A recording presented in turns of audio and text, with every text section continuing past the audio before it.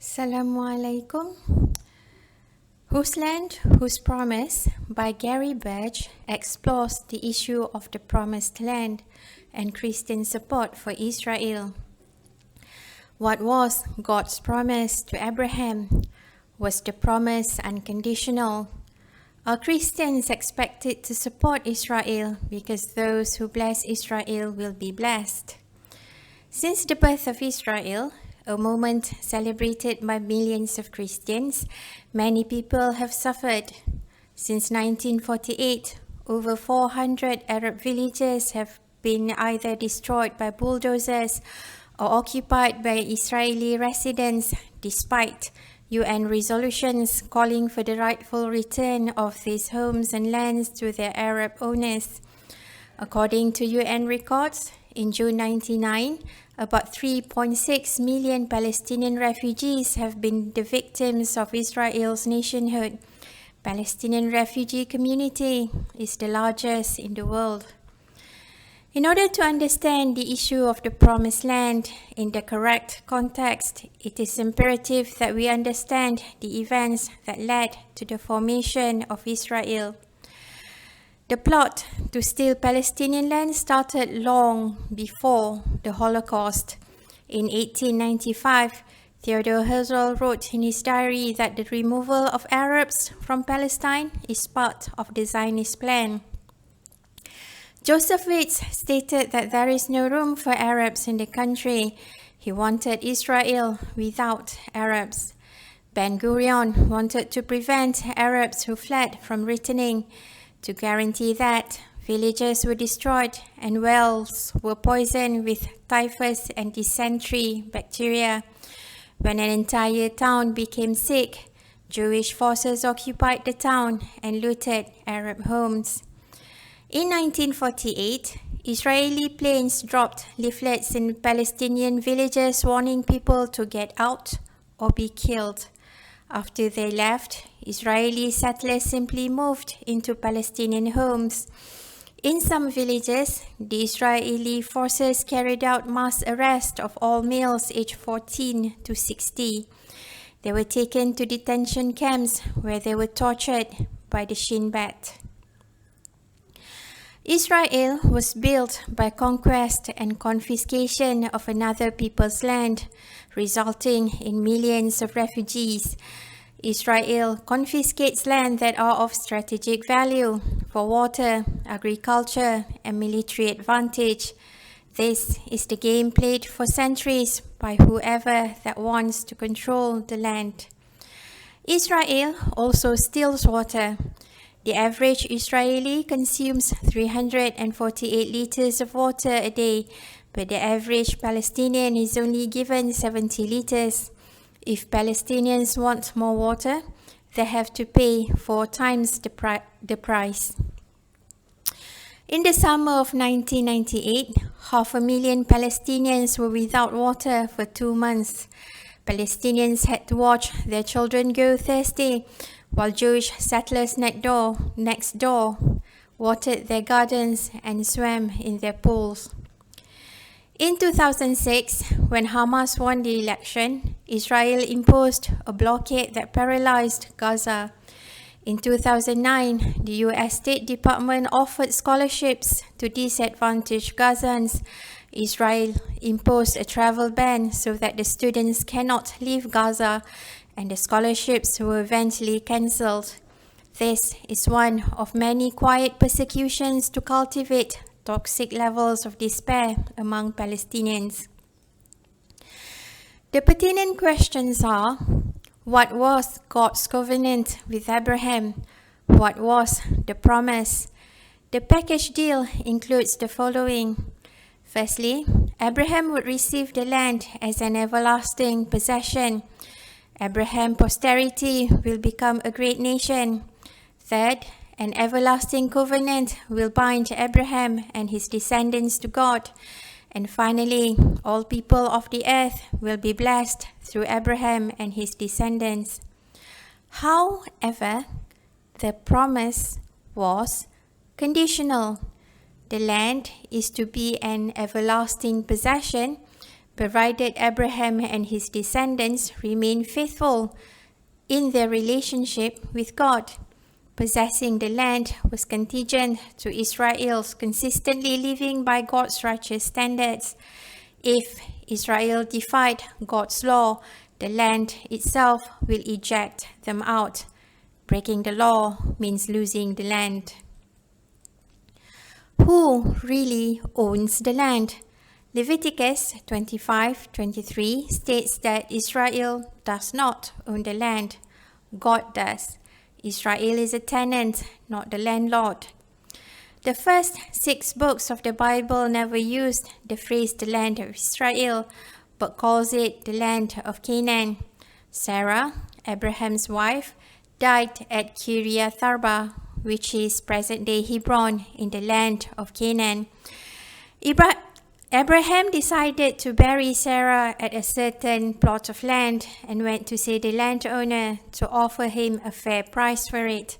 He didn't demand that the land was surrendered to him because God gave him the land. How are Israelites instructed to deal with people who were already living in the land before they arrived? Land and righteousness are linked. Fidelity to covenant righteousness is a prerequisite to enjoying the blessing of the covenant. When any generation neglects the covenant, the land is conquered by foreign power. The nation built by Saul, David, and Solomon was not culturally monolithic, not the Jewish state that present-day Israel aims to be. During the time of Saul, David, and Solomon, non-Jews were neither marginalized nor expelled. Different cultures were integrated into mainstream national life. Keeping the land hinges on obeying the law. The aliens who lived along Israelites should not be oppressed or discriminated. Leviticus 19:33-34 remind Israelites that there were once aliens in Egypt. Israel was commanded to create a society that stood the test of its goodness in how they treat non-Israelites. For example, David paid fair market price for a piece of land he bought. By failing to treat aliens fairly, Israel has forgotten not only its theological history, but also its own suffering in 20th century Europe. The Old Testament links justice to the land. Prophets like Jeremiah, Amos, Isaiah, and Ezekiel had little patience for those who ignored righteousness. Kings who destroyed innocent people and their homes soon faced a prophet. For example, Ahab faced Elijah, and King David was disqualified from building God's holy temple because he slaughtered many people. Prophets warned against aggressive taking of lands or abuse of landowners.